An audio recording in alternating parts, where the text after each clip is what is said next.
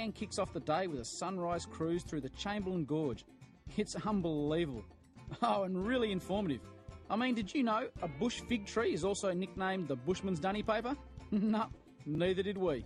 Now, the reason why it gets that name is if you grab one of those leaves and you have a feel of it, it feels like 4-ply dunny paper. That's the one you want in the bush. The cruise carves its way through the Chamberlain Gorge, 600 metres above sea level. And when you know how old this girl is, you've got to agree, she's pretty well preserved. The rocks that you do see are 1,800 million years old. I love to say 1.8 billion. Guests get treated to a great commentary from a Butte crew. Bacon and egg rolls, champagne and fruit as the boat meanders along. What's not to love about that? I have champagne Yes. in my orange juice, plus the sweetest pineapple I've ever eaten. You said that about me when you first met me. Sweet. Without the pineapple bit. Nothing sweet about him. Larissa is looking after us today. Time for some hard-hitting questions. Now, Larissa, be honest with me. Just because you're on TV, don't lie. This has got to be like Groundhog Day. You've got to get bored of this, don't you? Never, never. Every day is different.